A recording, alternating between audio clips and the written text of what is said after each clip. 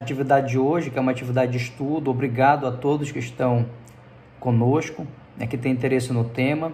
E esse livro, eu tive a ideia de escolhê-lo como base, né, para que as pessoas pudessem ler, porque ele traz uma temática muito interessante e também tem a ver com o momento que a gente está passando agora de efervescência, né, do debate antirracista que está acontecendo nos Estados Unidos e também no Brasil. Nós tivemos já manifestações no Brasil contra o racismo, principalmente em São Paulo, né?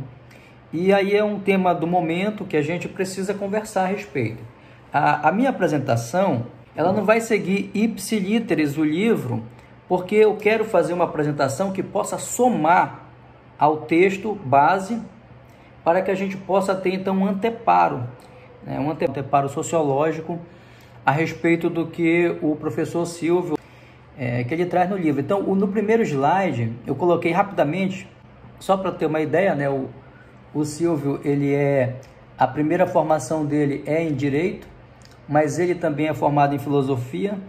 E uma coisa que me chamou muito a atenção, uma vez eu assistindo a uma entrevista dele, é ele falar que quando ele defendeu o doutorado dele, ele é doutor em Filosofia, a faculdade informou a ele que ele era o primeiro negro a ter um título de doutor lá, né? Então, aí ele até comenta, né, que uma instituição que tem 200 anos, aí ele faz referência à primeira escola superior que foi instituída no Brasil, né, com a chegada da família real. E realmente são mais de 200 anos que o ensino superior ele está ativo no Brasil, e ele era o primeiro negro a conseguir um diploma, né, de um título de doutor. E aí ele faz uma reflexão inicial, né, que ele diz assim, mas como que isso é possível, né? Como é que as pessoas, até as pessoas ditas de bem, pessoas que militam na área de direitos sociais, né, pessoas esclarecidas, pessoas qualificadas, como é que essas pessoas aceitam uma situação como essa, né? Aceitam como normal uma situação como essa, em que você tem uma instituição aí de mais de 200 anos e que não tinha formado um doutor negro até em 2011. Então ele começa a fazer essa reflexão e isso me fez querer ler o livro dele. Imagino que todo mundo tenha lido ou tentado ler. Ele coloca que, inicialmente, esse livro dele, ele é um livro é uma teoria social, na verdade, né? Ele não vai apenas falar sobre o racismo, mas ele vai elaborar uma teoria que ele imagina que seja mais adequada para a discussão, para compreender o racismo no Brasil. Então, em linhas gerais, esse livro, ele está dividido lá, né?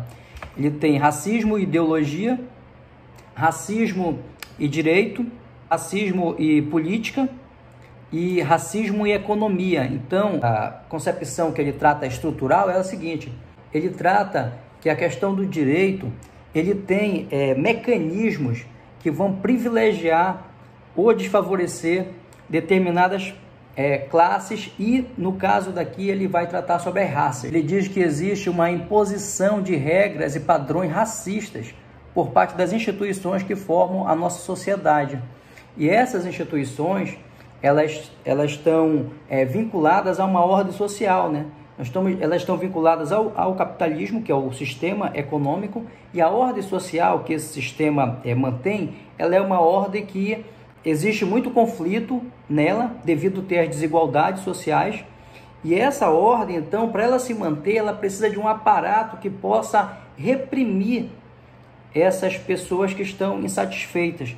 E aí, dentro dessa pirâmide, os mais prejudicados são os negros, e especificamente ainda a mulher negra, né, que de todos é o que sofre mais na pele toda essa estrutura que é montada para manter esse sistema desigual que a gente tem no Brasil. E aí ele fala que essas instituições, né, sejam ela igreja, seja ela escola, seja ela qualquer instituição que faça parte da nossa sociedade, ela é uma instituição que ela não cria o racismo, mas ela repercute, ela reproduz esse racismo, né, porque a sociedade é racista. Então, essa estrutura social que constitui, né, a nossa sociedade, ela, apesar dela ter os seus conflitos internos, né, conflito de classe, conflitos sexuais e conflitos de raça, mas ainda assim ela vai pesar de modo mais firme na questão racial contra os negros.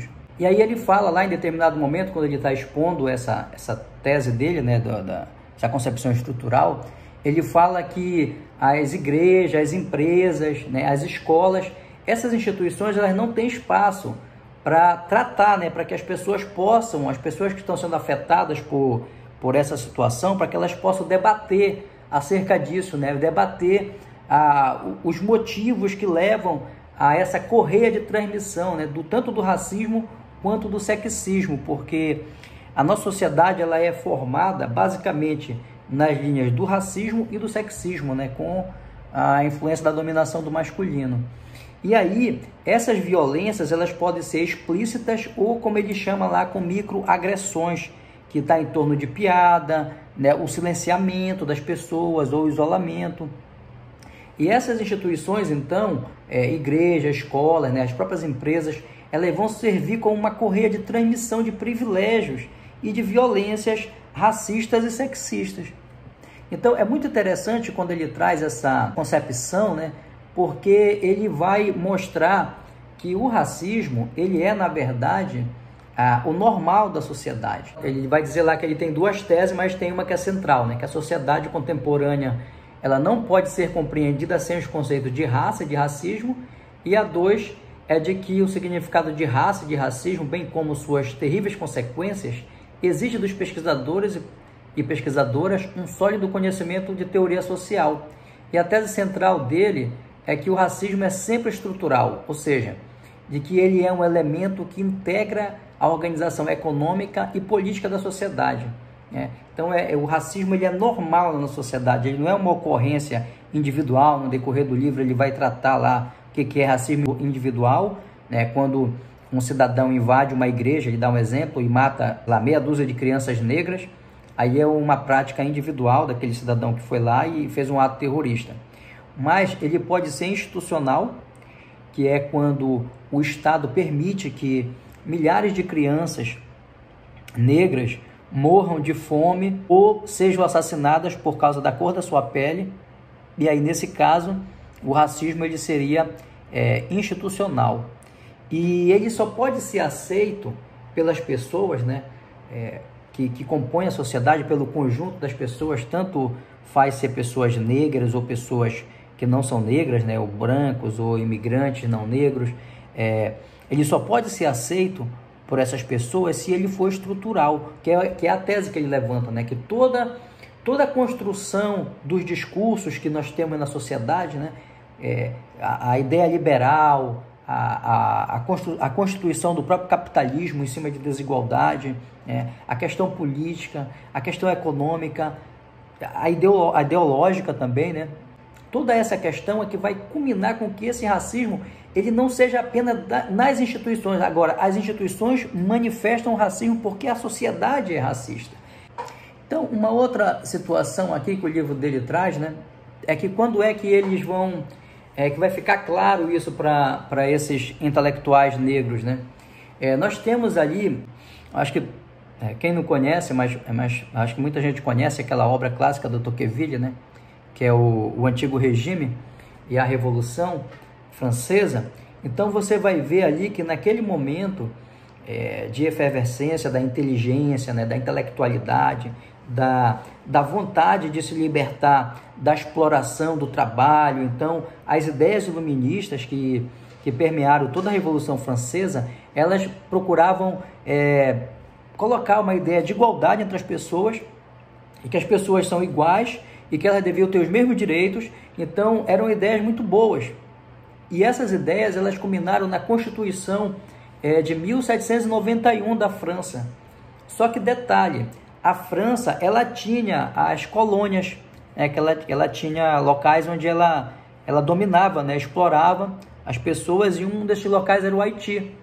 Então as pessoas do Haiti começaram a reivindicar: para lá, mas vocês estão dizendo que tem de ter liberdade, mas e para a gente? Então veja só, nós vamos ter ali na Europa as pessoas que estavam mais avançadas do ponto de vista da liberdade, do ponto de vista dessa situação, né, de defender com que os seres humanos têm direito à educação, têm direito à liberdade, têm direito a um trabalho digno. E essas mesmas pessoas não estavam querendo estender esses direitos para os negros do Haiti. Então, veja, nesse momento aí que o projeto iluminista, ele fica nu, né? Ele fica descoberto, porque esses direitos eram só para os franceses, né? Para os brancos. E aí, nesse momento, isso chama muita atenção no início lá do livro, que ele está falando sobre isso, né? E aí o Haiti pega e faz a sua revolução, né? E consegue, em 1804, se tornar independente. E aí essa questão, então, ela salta aos olhos. Espera lá, então, quer dizer que o ser humano, ele tem de ter liberdade, né? Ele tem direito a ter liberdade, mas não todo humano. Alguns humanos não têm o direito a ser livres, a poder viver com dignidade. Então, aí, nesse sentido, a raça ela vai emergir, né? Colonialismo e escravidão, eles vão operar simultaneamente como fundamentos, né, da sociedade contemporânea. São 3 distinções que ele faz no livro, né? Preconceito, discriminação e racismo. Então, o racismo, ele precisa ser diferenciado porque o racismo ele é uma prática sistemática, né? Então, ele é uma forma sistemática de discriminação. E essa discriminação, ela pode ser vantajosa ou não, dependendo de quem de que raça o indivíduo pertencer, né? Por exemplo, se for da raça branca, isso vai se tornar privilégio para ele. Agora, se for da raça negra, ou se for um indígena, como é o caso do Brasil, que logo depois eu quero falar um pouco sobre isso, aí ele já vai sofrer, vai ser desfavorável. O preconceito racial para ele é baseado em estereótipos, né? Ele traz essa questão, né? Que pode ser ou não desfavorável. Ele dá até uns exemplos aí sobre, por exemplo, as pessoas asiáticas, elas, quando a pessoa olha, pensa que a pessoa tem mais predisposição a ter cálculo, a fazer cálculo, ou que uma pessoa de cor, né, uma pessoa negra, tem um gingado, pode dançar melhor que o outro. Então, esses estereótipos aí, eles são o que ele classifica como preconceito. O preconceito pode ou não ser ruim. Por exemplo, se a pessoa tem um preconceito de achar que um negro vai roubar, todo negro vai ser, aí é desfavorável. Mas tem preconceito que não é desfavorável. E a discriminação racial que ele coloca, que é uma atribuição de tratamento diferenciado a membros de grupos racialmente identificados. Quer dizer, quando você olha para a pessoa e você vê que ali tem uma pessoa diferente, né, uma raça, e aí você discrimina isso. E aí ele coloca que tem 2 tipos de discriminação, né, uma direta e uma indireta. E ao longo do tempo, esses 2 tipos de discriminação, eles vão fazer com que haja uma estratificação, né, na sociedade, por conta da prática. Então, é a prática que vai fazer com que esse estabelecimento dessa estratificação aconteça. Então, ele fala quando a discriminação direta, né, é um repúdio ostensivo a indivíduos ou grupos, né, e esse é motivado pela condição racial. Então, ele dá um exemplo lá no livro de países que proíbem a entrada de negros, né, de judeus, de muçulmanos, pessoas de origem árabe ou persa. Tem países que fazem restrição à entrada dessas pessoas. Então, isso é uma direta. E sempre vai ter o poder no meio, né? E a questão da discriminação indireta já seria quando acontece uma situação específica com grupos minoritários, né? A ausência de intencionalidade explícita de discriminar, porque ele fala assim que a indireta acontece como se fosse inconsciente, né? A pessoa vai discriminando ali aquela pessoa e não demora muito, de tanto que isso acontece, isso vai virar um hábito na sociedade. E isso geralmente é desfavorável para pessoas que são negras, né? E também que são indígenas. O racismo como processo histórico. E uma outra seção do livro ele coloca assim: como nós naturalizamos o racismo. Então eu peguei essas 2 seções do livro dele e aí eu resolvi trabalhar com outro autor a tratar dessa questão, que é o Kabengele Munanga. O Kabengele Munanga é um professor, doutor, né, pela USP. Ele é um pesquisador que ele veio do Congo e ele fez o doutorado dele aqui no Brasil, conseguiu uma bolsa antes da Guerra Civil acontecer lá, e aí depois ele mudou para o Brasil, fez concurso lá na USP e é professor lá, pesquisador de pesquisa relações raciais, tá? uma abordagem conceitual de noções de raça, racismo, identidade e etnia, porque é um artigo muito bom que ele trata, e aí ele dá elementos para a gente compreender essa questão, tanto do processo histórico e também da naturalização do racismo. O Kabengele Munanga, ele vai falar que a primeira concepção que se conhece sobre a utilização do termo raça aconteceu na França, quando os nobres queriam se diferenciar da plebe. Então, os nobres, eles utilizaram a origem deles, que era germânica, em oposição aos gauleses, né, para poder se diferenciar, porque eles não queriam parecer bárbaros, né, como eles chamavam para as pessoas. E aí, essa classificação, ela vai aparecer melhor descrita com o Linneu, que é foi um pesquisador da área de ciências naturais, né, e ele resolveu fazer uma classificação aí no século XVIII, em que ele faz uma descrição, né, ele fala que o americano, ele diz que tem 4 raças, que é o americano que ele chama são os ameríndios, né? Então ele diz que o ameríndio, né, ele é colérico, ele é moreno, é cabeçudo, é amante da liberdade, né, governado pelo hábito, tem um corpo pintado. E ele vai falar que o asiático é amarelo, melancólico, governado pela opinião e pelos preconceitos, e usa roupas largas.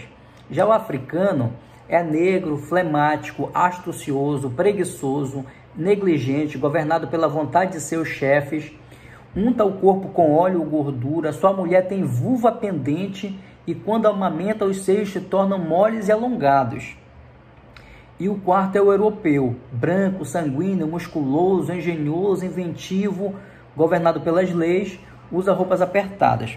Bem, aí nessa descrição do Linneu, ele fez uma descrição melhor do europeu, claro, né? Porque ele era europeu e o etnocentrismo é a base do pensamento europeu, mas quando ele vai falar sobre o africano, ele fala até das genitais, da mulher africana e faz um comentário depreciativo sobre os seios da mulher que amamenta o filho. É até difícil comentar, porque eu nem gosto dessa descrição, mas eu coloquei aí para que todo mundo perceba o absurdo que é. E aí eu trouxe aqui umas alegorias. Essas alegorias aí, gente, assim, naquele tempo lá das descobertas, né, das grandes navegações, não havia televisão, não havia rádio. Então, as pessoas elas se informavam por folhetins, né, por pinturas, por desenhos. E esses desenhos aí são as alegorias, que é a alegoria da América. Então, como eles retratavam os indígenas que foram encontrados aqui na América, eles retratavam com traços animalescos, é como se essas pessoas fossem mais próximas dos animais, é como se não fosse humano. Inclusive, a Igreja Católica foi consultada se era para tratar como ser humano ou não as pessoas que foram encontradas aqui, um fruto das grandes navegações, né? Não só na América, mas também na Polinésia, que também o pessoal da Polinésia tinha uma cor de pele escura. Então essas populações, elas foram discriminadas porque elas não eram parecidas assim fisicamente com o europeu. E aí a cor da pele nessa época aí ela passou a ser a base para você discriminar. Então é daí que vem, né, a utilização da raça, né? Então aquele conceito de raça lá no início usado pelos franceses para designar a origem, ele vai aparecer aqui apenas com a parte física, né? A pessoa vai passar a diferenciar o outro pelas suas diferenças morfológicas, principalmente da cor da pele, mas não apenas sobre a cor da pele, né? Logo depois foi incorporado aí a essa distinção o tipo de queixo, o tipo de cabelo, o tipo de nariz, etc. Então, nesse momento aí do século XVIII, foi instituída as 3 raças estanques, né? Que é a branca, a negra e a amarela. A grande questão aí é que, se é cor da pele, a ciência que vai tratar disso é o que a gente conhece hoje como biologia. E a biologia já comprovou que a cor da pele da pessoa, ela é responsável, quem é responsável pela cor da pele é a melanina. Menos de 1% dos genes de cada pessoa é que vai ser responsável pela coloração da pele. Ou seja, do ponto de vista biológico, não existe nenhuma evidência científica que possa comprovar o conceito de raça. Então, o conceito de raça ele se tornou algo que caiu no imaginário da população, né, que foi utilizado de modo no popular mesmo, mas cientificamente ele é um conceito que não existe. Inclusive o Kabengele Munanga, né, nesse mesmo artigo aí, que está disponível na internet, ele vai falar que muitos pesquisadores passaram a utilizar, ou seja, preferiram utilizar o termo raça, porque é o termo que opera melhor com as pessoas, né, na concepção das pessoas. O termo etnia, que muitas pessoas pensam até que pode ser um sinônimo, e algumas pessoas até usam como sinônimo, ele não é muito operacionalizado no dia a dia das pessoas, das populações. Então, o que ficou foi esse termo fictício de raça, né? Mas biologicamente ele não existe. Quando o europeu chegou no Brasil, né, ou na América como um todo, as descrições eram que as pessoas que moravam aqui eram selvagens, porque elas viviam sem roupa, elas tinham desprezo pelo trabalho, algumas eram canibais e desconheciam Deus.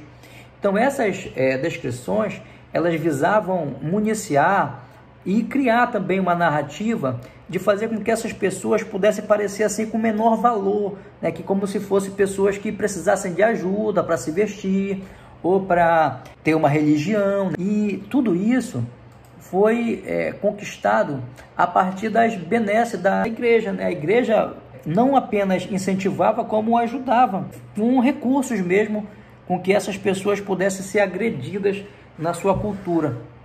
Veja só, quando os colonizadores, os portugueses chegaram no Brasil, eles imaginavam que o Brasil era como se fosse a região da Centro-América, né? Onde os espanhóis chegaram lá e tinha muita prata, muito ouro. Os moradores daquela região lá da América Central, eles tinham assim uma cultura de fazer muito artesanato com ouro, que era a riqueza que os europeus queriam, né? E no Brasil não tinha isso. A cultura dos povos daqui era diferente. Então, quando eles chegaram aqui, eles tiveram de reinventar, né? Modo clássico de exploração, eles não conseguiram fazer. Então, o que eles tiveram de fazer? Eles tiveram de criar aqui uma empresa de exportação.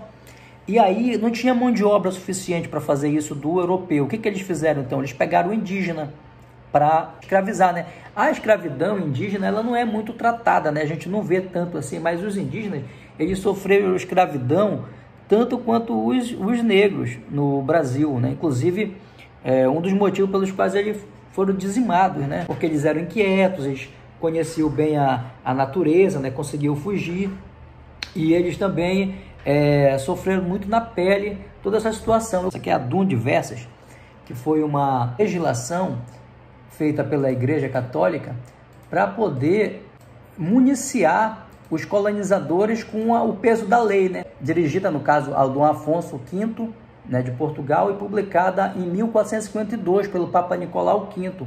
Então, ele dizia o seguinte: todas as pessoas que fossem encontradas que não professassem a fé cristã, elas poderiam ser escravizadas de modo perpétuo. Ou seja, você tinha então, porque naquele tempo a igreja ela não era que nem agora, né, que é uma instituição que não tem um poder de polícia nem diplomático, né? E aí foi a partir desse documento que foi utilizado para que as grandes navegações pudessem escravizar as pessoas que elas encontrassem aí com as bênçãos da igreja. Então, a escravidão, como eu estava falando, né, a escravidão indígena, ela aconteceu. Por quê? Porque quando os portugueses chegaram aqui, eles precisavam de mão de obra para usar no comércio.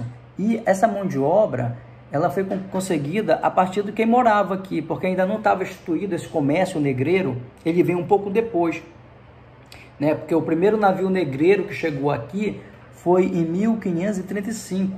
E até lá, então, a mão de obra que era utilizada aqui, escrava, era do indígena. E aí, então, houve todo um trabalho, né? Os jesuítas queriam que essa escravidão do índio ela deixasse de acontecer, porque eles já estavam se convertendo ao cristianismo, e como eles eram súditos já do rei, né? Eles já tinham outro status. Então, os jesuítas começaram a trabalhar para que essa escravidão ela parasse. A coroa portuguesa fez lá algumas legislações, né, que dizem, então vamos proibir aqui a escravidão do indígena. Só que ninguém seguiu. Por quê?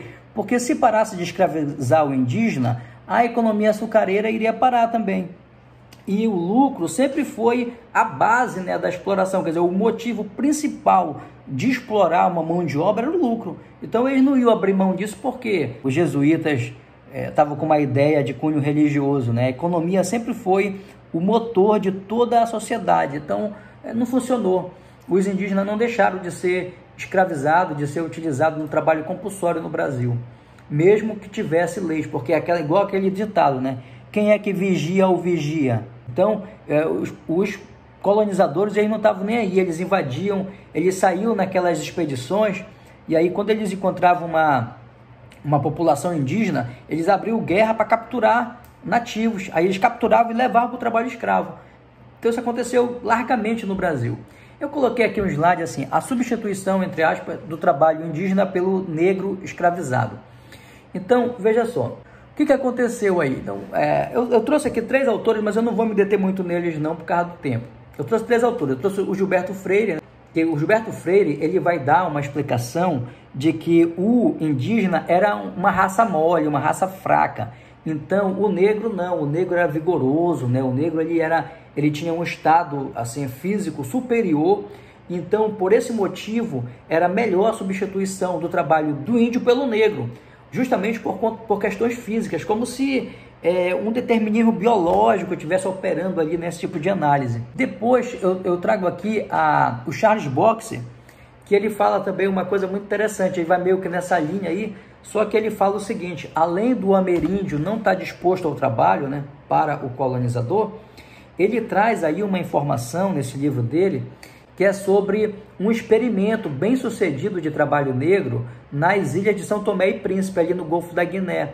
A gente pegaram os negros, colocaram numa linha de produção lá e se saíram bem. Então, olha, esse é o motivo, vamos pegar, olha, deu certo, então o trabalho do negro é mais vigoroso, ele dá mais lucro, vamos trazer o negro para o Brasil. Mas o Fernando Novaes, ele vai trazer uma explicação que parece ser mais coerente com a realidade, né? Qual é a realidade? A realidade é que a questão econômica, ela é a que mais parece ter importância nessa época aí. O que motivou mesmo essa diáspora, né, de africanos que foram trazidos compulsoriamente, não apenas para o Brasil, mas para toda essa região aqui da América, para trabalhar de modo compulsório, né, trabalhar escravizado, foi justamente porque a coroa portuguesa percebeu que o negro era uma mercadoria que valia, que tinha valor. Então eles trataram o negro como mercadoria. E aí nesse livro aqui do Fernando Novaes, ele vem trazer essa questão porque eles perceberam que dava para fazer ali do comércio negreiro um setor comercial importante para a metrópole. Então eles trabalharam em 2 frentes. Uma que carreava recursos para a metrópole, que era a coroa portuguesa, né, que era o comércio negreiro, e o outro que era mais interno aqui para os que ficavam aqui dentro, né, que eram os nobres que ficavam aqui dentro, os senhores que tinham a produção aqui de açúcar, principalmente. Então, esses usavam compulsoriamente, nunca deixaram de usar o trabalho do índio, do indígena aqui dentro, e ficou então essas 2 frentes comerciais, né, uma interna e outra para a coroa portuguesa. E o Fernando Novaes, ele vai capturar bem essa situação aí. Então, eu coloquei aqui nesse slide assim, então a escravidão acabou, entre aspas. Em 1888, a princesa Isabel promulga aí a Lei Áurea, né, que vai terminar a escravidão no Brasil. Então, o que tem nessa lei, afinal? São 2 parágrafos apenas, mas só um dos parágrafos trata sobre a questão, que ela diz assim, que a partir daquela data está abolida a escravidão. E só, o Estado brasileiro, ele não proveu nenhum tipo de reparação para essas populações que passaram mais de 350 anos sendo exploradas com trabalho compulsório. Então, quando essa lei chegou, eles simplesmente jogaram os escravos à própria sorte, numa sociedade que ela era racista, porque não tinha como não ser racista, quer dizer, que não tinha como não ter o negro como um ser inferior. Porque se você tem o negro como um ser igual a você, a escravidão não aconteceria. Então, como o negro era tido como um ser humano de caráter inferior, então foi nessa sociedade que os negros foram soltos, foram libertos. A gente já estava na eminência de iniciar aí o século XX, e os negros estavam à própria sorte. E os indígenas, como é que eles estavam aí nessa época? Então, os indígenas estavam sendo mortos. eles estavam sendo assassinados, estavam tendo a sua vida toda destroçada. Então, em 1908, o Brasil ele foi acusado de massacrar os índios no Congresso dos Americanistas em Viena, certo? E aí, então, o Estado brasileiro criou o Serviço de Proteção aos Índios, que é o SPI. Proteção aos Índios e Localização dos Trabalhadores Nacionais. O que era a função do SPI, então? Era respeitar a dignidade do indígena? Não. Eles queriam transformar o indígena nas concepções da sociedade nacional. Ou seja, eles queriam transformar gradativamente em caboclo e depois um não índio, né? E aí, então, esse SPI, ele vai ter algumas missões claras. Quer dizer, era pegar o indígena e continuar utilizando a mão de obra dele, só que com um detalhe. Ao contrário do que aconteceu com o negro, e o que eles fizeram com o negro? Eles soltaram o negro para a sorte, né? Os indígenas não. Os indígenas, eles apearam os indígenas, e os indígenas foram tutelados pelo Estado brasileiro até a Constituição de 88. Então, é por isso que você vê assim, uma assimetria na questão racial. Não é que o indígena não sofra racismo. Sofre. Inclusive, sofre a cobiça pelas terras do índio. Mas a questão não é essa. A questão é que o negro, como ele está solto na sociedade desde um pouco antes do início do século XX, o negro ele acabou tendo de competir, embora em modo desvantajoso, né? Competir com o branco, competir com o não negro, né? Na sociedade, e competir no mercado, e ele está ali numa luta, né? Se organizando, de modo que tem mais conflito com o negro por muito mais tempo do que com o indígena, porque o indígena ele ficou até 1988 tutelado pelo Estado. Nos documentos lá do SPI, falava que os indígenas eram seres imbeles e que estavam na infância social, ou seja, que eles não tinham condições de ter autonomia. E aí, então, nesse período aí, nessa passagem do século XIX para o século XX, a gente tem uma situação aí. Veio morar no Brasil durante 2 anos um indivíduo chamado Arthur de Gobineau. Ele era um francês que era diplomata, e ele teve muito contato aqui com a intelectualidade brasileira, né? Então, esse cidadão, ele escreveu um livro em que ele falava assim, o ensaio sobre a desigualdade das raças humanas. Nesse livro, ele estabeleceu uma hierarquia entre a raça branca e a raça superior, depois vem os de pele amarela e, por fim, o de pele negra. Então, os de pele negra, eles estavam no estágio de desenvolvimento inferior, certo?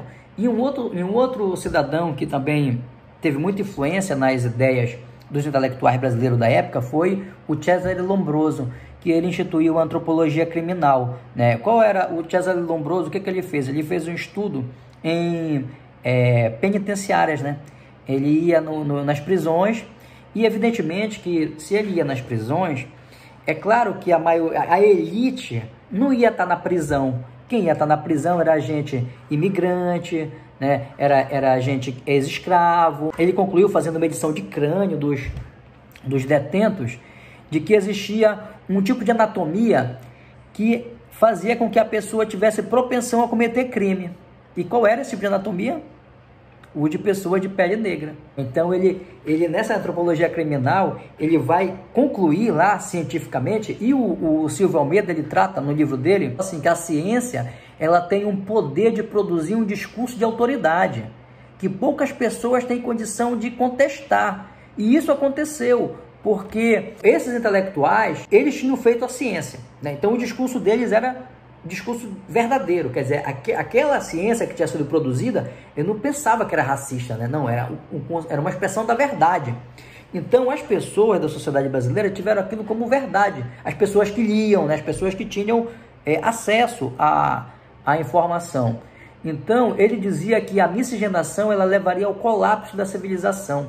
Então, para ele, apenas a raça pura é que poderia ter sucesso. Pode parecer absurdo as coisas que ele fala aí, né, hoje pra gente, mas isso influenciou muito um intelectual brasileiro que teve muito sucesso na época, chamado Nina Rodrigues. Então, Nina Rodrigues, ele vai escrever as obras dele baseadas tanto das ideias da antropologia criminal, quanto das ideias do Gobineau, e ele vai falar que o atraso e o desequilíbrio da sociedade brasileira, ela estava ocorrendo porque tinha misturas culturais. Quer dizer, ele não colocava nos livros dele o fato de que o Brasil não amparou a população que foi escravizada e foi liberada. Quer dizer, aqueles pobres que existiam lá, é como se ele não levasse em consideração o motivo, a razão de tanta desigualdade social. Para ele, bastava ele olhar que tinha, olha, tem raça negra, tem raça índia e tem raça branca. Então a gente não vai conseguir ter uma sociedade nacional porque tem muita raça aí. E aí ele instituiu o conceito de branqueamento, que era o seguinte: bora trazer gente de fora para poder clarear a sociedade brasileira, porque o negro é ruim, é inferior. Nós temos aí, na entrada do século XX, esse caldo de informações que é repassado. Você tinha, então, o conceito popular de raça, e você tem essas teorias racistas, que dizia que o negro podia cometer crime. Então, quando no início do século XX o Brasil ele começou a ser industrializado, e com Getúlio Vargas o Brasil começou a ter um foco mais em educação técnica para que as pessoas pudessem ocupar essas vagas de trabalho, máquinas, etc., né? Os negros ainda não tinham como estar competindo, porque eles não tinham escolaridade, eles eram analfabetos. Quando eles tinham sido soltos aqui, recentemente, era um bando de pessoas que não tinham formação nenhuma. Então é claro que eles começaram atrás, né? Então essas políticas, elas não conseguiram atingir a população negra de modo mais efetivo. E aí você imagina, no início do século XX, você tinha a concepção racista, que a ciência dizia que era assim, que se você empregasse um negro, você estava sujeito a ele roubar você. Então, quando chegava um pobre que era negro e um que não era negro, geralmente quem conseguia a ocupação no mercado de trabalho era o que não era negro. Então, esse tipo de teoria racista acabou atrasando o ingresso da população negra no mercado de trabalho. E aí, o que aconteceu? Você vai reproduzindo, à medida que o tempo vai passando, vai reproduzindo essa situação, e a gente só vai ter alguma legislação que vai se colocar contra isso já em 1951. Foi a Lei Afonso Arinos. Quer dizer, você tem aí mais de meio século, só do século XX, com nenhum tipo de amparo, que tornou contravenção penal a prática de discriminação racial, em 51. E a Constituição, ela vai trazer em 88 a Lei dos Crimes de Racismo, né, que vai ser melhor descrita ali em 89, na Lei K.O. E aí você tem, então, depois disso, toda uma elaboração de uma legislação que você vê que não funciona. Por exemplo, leis que é para tratar sobre história africana e afro-brasileira, e cultura afro-brasileira e das populações indígenas, simplesmente não tinham sido colocado em prática nas escolas, sendo que é lei. E por que não foi colocado em prática, então? Porque essa concepção que foi criada no senso comum das pessoas, ela persiste até hoje, e ela não veio do nada, né? Ela surgiu porque foi uma construção histórica, uma construção social da nossa sociedade brasileira. Então, a sociedade brasileira, ela é racista, sim. Nós somos formados na base do racismo e na base do machismo. E aí eu retorno ao texto do Silvio para encaminhar para uma finalização aqui. Ele vai dar o exemplo lá do Stokely Carmichael, né? Que ele fala que a ideologia racista, ela vai se inculcando na pessoa, mesmo na pessoa que é negra, sem a pessoa perceber, de modo assim sorrateiro, né? Porque é isso que a ideologia faz, né? A ideologia ela vai se colocando de um modo sorrateiro, que a pessoa precisa de muita reflexão para ela começar a perceber isso. E para já encaminhar, né? Então, essa questão que o Silvio coloca no livro dele, né? Que é como nos tornamos racistas. A gente se torna racista naturalizando o racismo, porque o racismo ele faz parte da constituição da sociedade brasileira. E se tem uma coisa que pega, gente, é o senso comum. O senso comum ele pega igual aquelas músicas chatas, né? Então, todo esse caldo de cultura que foi feito no Brasil a partir essas ideias higienistas, essas ideias racistas, né? Essas ideias que hierarquizam as raças, colocando a raça negra como inferior, elas acabam tendo uma função na cabeça da gente que a gente não percebe. É isso que o Silvio Almeida trata como racismo estrutural, né? Que a gente olha aquela situação e acha que aquilo é normal. Como, por exemplo, quando ele vai tratar sobre racismo e economia, que ele vai falar sobre o conceito de meritocracia, né? Então, o que o Estado brasileiro faz? A gente tem um discurso de igualdade formal, não é isso? Todo mundo é igual. Mas será que todo mundo compete em pé de igualdade? Então, se a gente tem todo mundo é igual, beleza. E na hora que está no mercado de trabalho, como ele mostra, que estatisticamente falando, as pessoas do sexo feminino e as pessoas negras e a mulher negra, lá embaixo, são os que têm a menor remuneração e são os que trabalham em atividades que são, digamos assim, de menor prestígio. Às vezes trabalham mais, tem a mesma qualificação do não negro e ganha menos, né? Isso é estatística. Como é que você vai explicar então essa desigualdade? Como é que as pessoas aceitam que essa desigualdade ela seja, tá de boa ali, o cara tá vendo a desigualdade e tá dando de ombro? Por quê? Porque foi criado, aí é uma junção de tudo, né? A ideologia, a política, né? O sistema econômico, né? Foi criado o discurso da meritocracia. Então, se você não está conseguindo uma remuneração melhor, é porque você não se esforçou o suficiente. Você não se esforçou e isso vai dar elementos morais e éticos para que a sociedade aceite a desigualdade. Porque a questão não é que o sistema produz pobreza, produz desigualdade e faz com que uma minoria acumule em detrimento da maioria. Não, é porque o fulano, quer dizer, ele individualiza no indivíduo lá, o fulano não se esforçou, não foi produtivo. E aí o sistema, ele encontra uma maneira, a partir da meritocracia, né, uma maneira de fazer com que a desigualdade social seja normalizada. Mas, por si só, isso é suficiente? Não. Não é suficiente. E aí é que entra o Código Penal. A lei e o aparato, né, repressor do Estado, ele vai ser utilizado para conter. Então, ele vai ser utilizado para conter essas pessoas que, porventura, se chatearem com essa situação, né? Então, você tem ali um grande contingente de pessoas excluídas na sociedade e essas pessoas, se elas se revoltarem, aí você vai ter ali, pelo discurso da segurança, né, o braço armado que vai conter essas pessoas, que é o que a gente tem visto acontecer, por exemplo, nas favelas do Rio de Janeiro, a partir da obra do Achille Mbembe, que é o conceito de necropolítica, né, que é a questão do controle, né, não da vida, mas da morte, né, da pessoa. Então, apenas com um aparato de repressão muito forte é que você consegue manter uma sociedade estruturalmente racista, estruturalmente desigual, e que isso vai se repercutir, inclusive no organismo. As pessoas